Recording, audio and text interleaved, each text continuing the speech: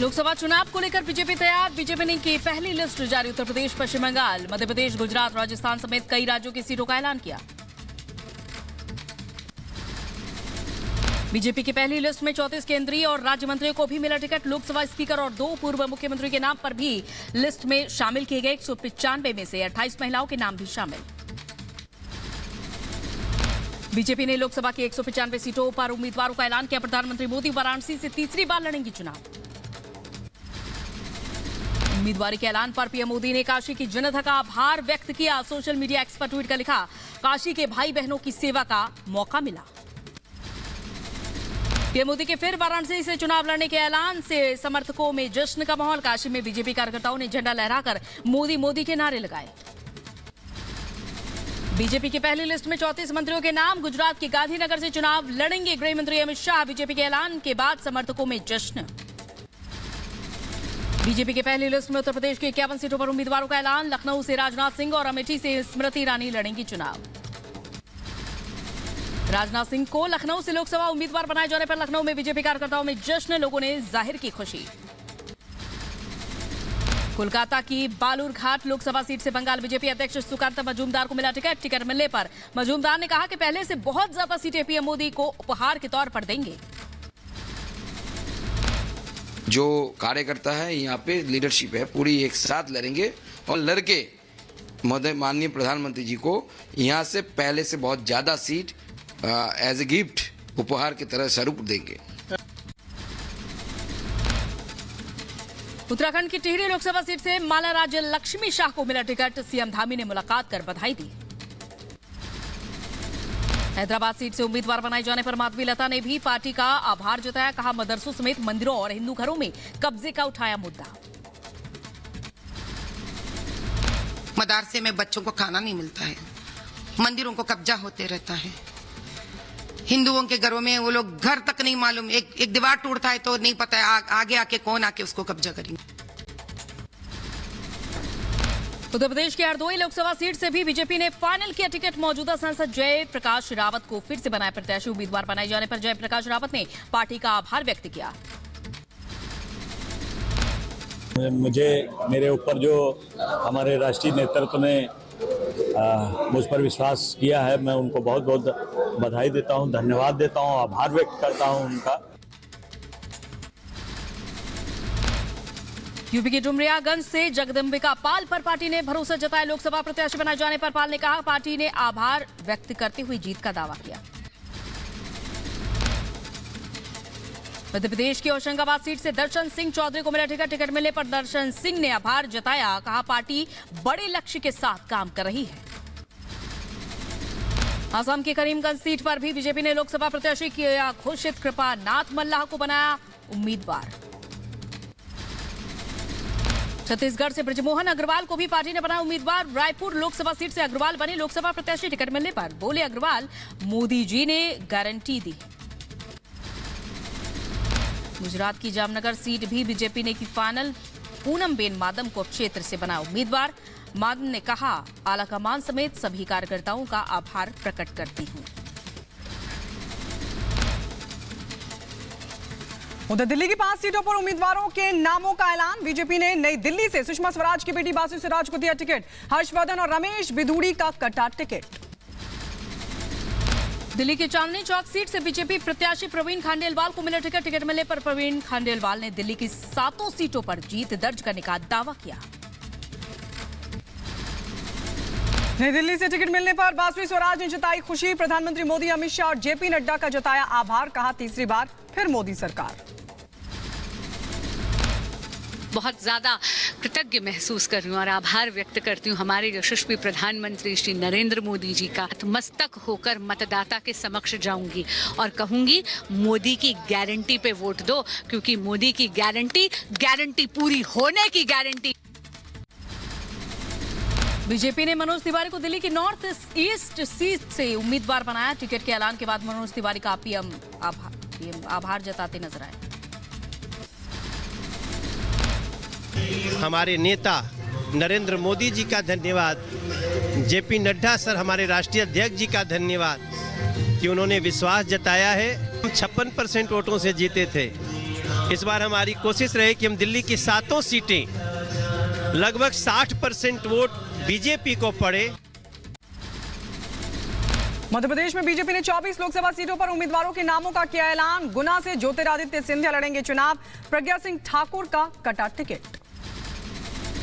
Shivraj Singh Chauhan MP के विदिशा से लड़ेंगे लोकसभा चुनाव, टिकट मिलने पर समर्थकों ने मनाया जश्न। शिवराज की पत्नी साधना ने माला और टीका लगाकर बधाई दी।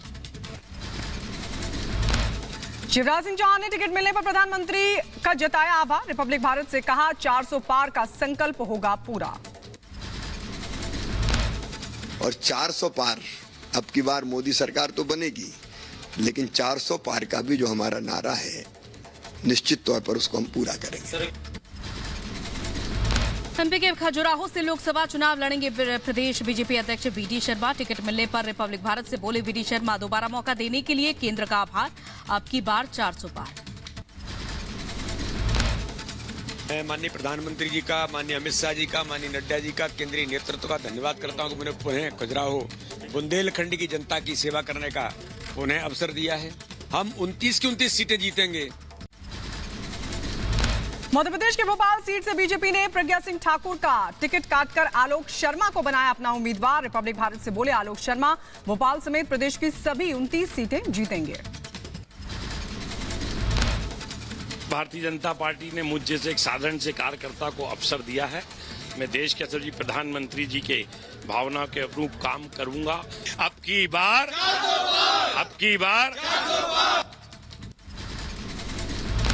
लोकसभा चुनाव से पहले आरएलडी आधिकारिक रूप से एनडीए में हुई शामिल। अमित शाह और जेपी नड्डा से मुलाकात के बाद हुआ ऐलान। गृहमंत्री अमित शाह ने आरएलडी का एनडीए में किया स्वागत। सोशल मीडिया एक्सपर्ट ट्वीट कर लिखा, आरएलडी के एनडीए में आने से किसान, गरीब और वंचित वर्ग के उत्थान के हमारे संकल्प को मिलेगा और बल। जयंत चौधरी ने एनडीए में शामिल होने पर ट्वीट किया, लिखा, विकसित भारत के संकल्प और अब की बार 400 पार के नारे को पूरा करने के लिए एनडीए तैयार है।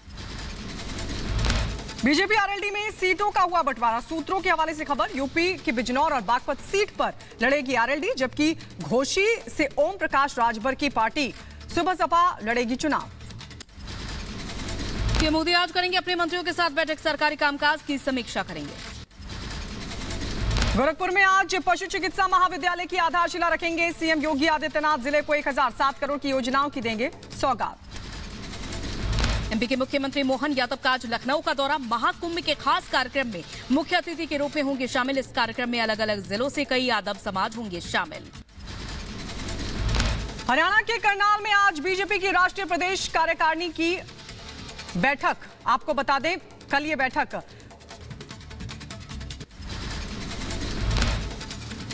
आरएसएस प्रमुख मोहन भागवत का आज का पटना का दौरा। स्वयंसेवकों के साथ करेंगे बैठक। बड़ी संख्या में पटना में जुटे रहे स्वयंसेवक। बिहार के पटना में महागठबंधन की आज बड़ी रैली। तेजस्वी यादव की रैली में महागठबंधन के कई दिग्गज होंगे शामिल। महागठबंधन की रैली को लेकर बोले तेजस्वी यादव, कहा, आज की रैली अब तक की सबसे बड़ी और ऐतिहासिक रैली होगी। हम शुभकामनाएं देते हैं उनको, और कम से कम इस बार उन्होंने कहा अब जहां हैं वहीं रहेंगे, तो कम से कम इस बार अपने वचन पर कायम रहें।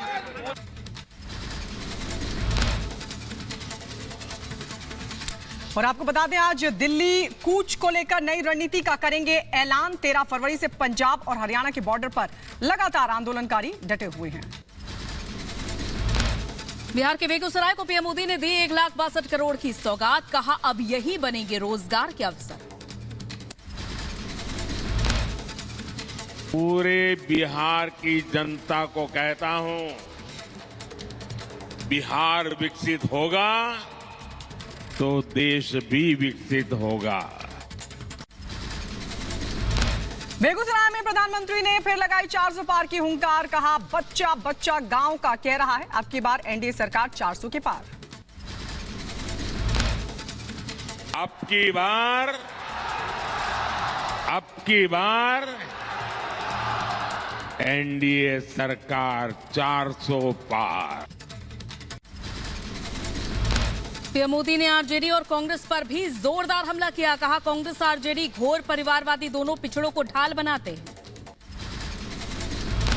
आरजेडी कांग्रेस के लोग अपने परिवारवाद और भ्रष्टाचार को उचित ठहराने के लिए दलित, वंचित, पिछड़ों को ढाल बनाते हैं।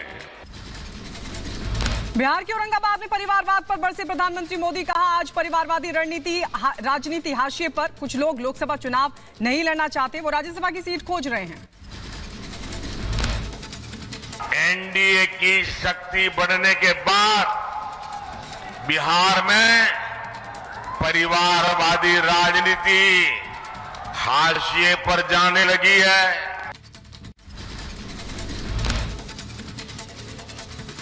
यादव पर साधा निशाना, कहा वो माँ बाप का काम भी नहीं गिना सकते, कुर्सी तो मिल जाती है, उपलब्धि नहीं। विरासत में पार्टी और कुर्सी तो मिल जाती है, माँ बाप की सरकारों के काम का एक बार भी जिक्र करने की हिम्मत नहीं पड़ती है। उधर बिहार के औरंगाबाद में गरजे प्रधानमंत्री मोदी, कहा बिहार को लूटने का सपना देखने वालों की हवाइयां उड़ी हुई हैं, बिहार को पुराने दौर में जाने नहीं देंगे। यहाँ को हम वापस पुराने उस दौर में नहीं जाने देंगे। पीएम ने कहा बिहार में फिर डबल इंजन की सरकार ने पकड़ी रफ्तार, विकास का काम तेजी से हो रहा है, विकास को पुराने दौर में जाने नहीं देंगे। प्रधानमंत्री मोदी 6 मार्च को कोलकाता मेट्रो की पहली अंडर रिवर टनल का करेंगे उद्घाटन, केंद्रीय रेल मंत्री अश्विनी वैष्णव ने इस बात की दी जानकारी। हुगली नदी के नीचे चलेगी देश की पहली मेट्रो। यूपी के गोरखपुर को सीएम योगी ने कई योजनाओं की सौगात दी, कहा विकास के लिए बीजेपी सरकार जरूरी, बैरियर नहीं, हमें ब्रेक थ्रू चाहिए, विकसित भारत के लिए केंद्र और राज्य में बीजेपी जरूरी, डबल इंजन सरकार फिर लौटेगी। जब डबल इंजन की सरकार होगी तो डबल स्पीड के साथ हम कार्य करते हुए न केवल विकास के बड़े बड़े कार्य कराएंगे। भव्य राम मंदिर का सपना साकार होने पर बोले सीएम योगी आदित्यनाथ, पहले कल्पना करते थे, आज मंदिर बन गया। 1 महीने में 65 लाख श्रद्धालुओं ने किए रामलला के दर्शन, नई अयोध्या के दर्शन कर लोग बेहद खुश हैं। मंत्री जयवीर सिंह के बयान पर सपा सांसद डिंपल सिंह यादव का बयान, कहा इन लोगों की लोकतंत्र को खत्म करने की मंशा, मैनपुरी नगर पालिका के चुनाव में जबरन हराया गया, सपा करेगी संविधान की रक्षा। तंबाकू कारोबारी के मिश्रा के कानपुर स्थित ठिकानों पर 3 दिन के बाद भी छापेमारी की कार्रवाई जारी, कानपुर समेत 5 राज्यों में 15 से 20 टीम कर रही है रेड, करोड़ों रुपए के सामान हो रहे बरामद। जम्मू में 19 साल के नौसेना का जवान जहाज से लापता हुए जवान की पहचान साहिल वर्मा के नाम से हुई, परिवार को दी गई जानकारी। दिल्ली शराब घोटाला मामले में आरोपी मनीष सिसोदिया को लगा झटका, राउज एवेन्यू कोर्ट में जमानत पर टली सुनवाई, अब 7 मार्च को होगी सुनवाई। सीएम योगी का बड़ा फैसला, यूपी सिपाही भर्ती परीक्षा के बाद आरओ एआरओ की परीक्षा रद्द, योगी बोले 6 महीने में दोबारा होगी परीक्षा, एसटीएफ करेगी पेपर लीक की जांच। हरियाणा के आईएनएलडी नेता नफे सिंह हत्याकांड के 3 आरोपियों की फोटो की गई जारी, पुलिस ने आशीष दीपक और अतुल की जानकारी देने पर 1-1 लाख रुपए का ऐलान भी किया, हत्याकांड में इस्तेमाल कार भी बरामद। बीजेपी ने रामेश्वरम कैफे में विस्फोट की एनआईए से जांच की मांग की, कर्नाटक बीजेपी अध्यक्ष ने कहा राज्य सरकार मामले को तुरंत एनआईए को सौंपे। रामेश्वरम कैफे में बॉम्ब ब्लास्ट मामले पर एफआईआर दर्ज हुई, पुलिस ने आईपीसी की धारा 307, 471 और यूएपीए की धारा 16, 18 और 38 के तहत दर्ज की एफआईआर। बंगलुरु कैफे में आईडी ब्लास्ट में 3 आतंकी मॉड्यूल पर जांच कर रही एनआईए की टीम धमाके की साजिश में शामिल, एक संदिग्ध का सीसीटीवी से मिला सुराग। बेंगलुरु के रामेश्वरम कैफे ब्लास्ट मामले की जांच हुई तेज, सीएम सिद्धरामैया ने वरिष्ठ पुलिस अधिकारियों के साथ की बैठक, आरोपियों को जल्द से जल्द गिरफ्तार करने के लिए निर्देश दिए, पूरे राज्य में पुख्ता सुरक्षा के इंतजाम के निर्देश। बंगलुरु बम ब्लास्ट के विरोध में बीजेपी का प्रदर्शन, बंगलुरु के बंटवाल में सड़क पर उतरे बीजेपी कार्यकर्ता, कहा हम संस्कृति को संरक्षण दे रही कांग्रेस सरकार है, आतंकवादियों के प्रति नरम रुख करती है कांग्रेस सरकार। केंद्रीय मंत्री राजीव चंद्रशेखर ने कर्नाटक सरकार पर साधा जमकर निशाना, कहा कर्नाटक में विकास रुका, कर्नाटक की राजनीति का शिकार हो रही मासूम जनता। कर्नाटक के सरकार के आने के बाद, सिद्धरामैया डीके शिवकुमार के सरकार के आने के बाद वहाँ पे डेवलपमेंट तो हो गया है full stop. AIMIM chief Asaduddin Owaisi ने रामेश्वरम कैफे का दौरा किया। शुक्रवार को रामेश्वरम कैफे में हुआ था आईडी ब्लास्ट, 10 लोग हुए हैं घायल। ब्लास्ट मामले के आतंकी एंगल से हो रही है जांच। रामेश्वरम कैफे के सीईओ और सह संस्थापक राघवेंद्र राव का बयान आया सामने का। अधिकारियों के समर्थन के लिए धन्यवाद। कोई भी ताकत राष्ट्र भावना को नहीं कर सकती कम। 8 मार्च को महाशिवरात्रि के शुभ दिन के मौके से दोबारा कैफे खोलने जा रहे हैं। संदेशखाली घटना के विरोध में democratic youth federation of India का प्रदर्शन। यूथ फेडरेशन के सदस्यों की पुलिस से हुई झड़प। बशीरहाट में प्रदर्शन कर रहे थे छात्र। झारखंड के दुमका में विदेशी टूरिस्ट से गैंग रेप पर बीजेपी का हमला। झारखंड सरकार पर बाबूलाल मरांडी ने बोला हमला, कहा विदेशी टूरिस्ट से दरिंदगी निंदनीय। झारखंड में कानून व्यवस्था फेल। दिल्ली के जामिया नगर में लड़के की हत्या मामले में पुलिस को सफलता मिली। आरोपी आकिब को स्पेशल सेल ने गिरफ्तार किया। आरोपी पर पीड़ित से ई-रिक्शा लूटने और यौन उत्पीड़न का आरोप है। शराब कारोबारी पॉन्टी चड्ढा के दिल्ली फार्म हाउस पर चला बुलडोजर। आपको बता दें छतरपुर में करीब 10 एकड़ में फैले 400 करोड़ के फार्म हाउस को डीडीए ने किया ध्वस्त। झारखंड के साहिबगंज में आग को लेकर लोगों में हड़कंप मचा गई। घर जलकर हुए राख, गैस सिलेंडर फटने से आग की जताई जा रही है आशंका। तेलंगाना के हनमकोंडा में एक होटल में आग लगने से मचा हड़कंप। कड़ी मशक्कत के बाद पाया गया आग पर काबू। यूपी के महोबा में ट्रैक्टर ने ई-रिक्शा को मारी टक्कर। हादसे में 5 लोग गंभीर रूप से घायल। पुलिस ने ट्रैक्टर चालक को हिरासत में लिया। और गुरुग्राम में भीषण सड़क हादसा हुआ। कार ने स्कूटी सवार को कुचला। हादसे में स्कूटी सवार की मौके पर ही मौत। यूपी के बहराइच में 6 साल के मासूम के साथ दुष्कर्म का मामला सामने आया। इलाके में एक युवक ने टॉफी का लालच देकर बच्ची के साथ दुष्कर्म की घटना को अंजाम दिया। उत्तर प्रदेश के मथुरा में तमंचे के साथ युवक का वीडियो हुआ वायरल। जांच पड़ताल में जुटी पुलिस। गोविंद नगर इलाके का बताया जा रहा है ये वीडियो। यूपी के अंबेडकर नगर में क्रिकेट मैच का आयोजन। पिस्टल से फायरिंग कर मैच का किया गया उद्घाटन। वीडियो हुआ वायरल। मामले की जांच में जुटी पुलिस। उत्तर प्रदेश के हमीरपुर में 3 नाबालिग लड़कियां हुई लापता। स्कूल जाने के लिए घर से निकली थी तीनों लड़कियां। परिजनों ने खोजबीन के बाद दर्ज कराई शिकायत। यूपी के रामपुर में 2 सिपाहियों के खिलाफ एफआईआर दर्ज। महिला सिपाही ने मारपीट और छेड़छाड़ का आरोप लगाया। उधर उत्तर प्रदेश के अलीगढ़ में प्रेमिका की हत्या के बाद युवक ने की खुदकुशी। फंदे से लटक कर दी जान। मौके से सुसाइड नोट भी बरामद। यूपी के शाहजहांपुर में पुलिस को मिली बड़ी सफलता। 5 किलो से ज्यादा डूडा छिलका के साथ युवक को गिरफ्तार किया। पुलिस ने भेजा जेल। उत्तर प्रदेश के शाहजहांपुर में पुलिस ने 3 शातिर को किया गिरफ्तार। मौके से करीब 3 करोड़ की अफीम और 2 बाइकें भी बरामद हुई। यूपी के शामली में बड़ा हादसा। गन्ने के ट्रक के नीचे दबने से 3 की हुई मौत, 2 गंभीर रूप से घायल। हरियाणा के पलवल से हत्या के 2 आरोपियों की हुई गिरफ्तारी। गोली मारकर की थी मामा की लड़की की हत्या। पुलिस ने 24 घंटे में किया गिरफ्तार।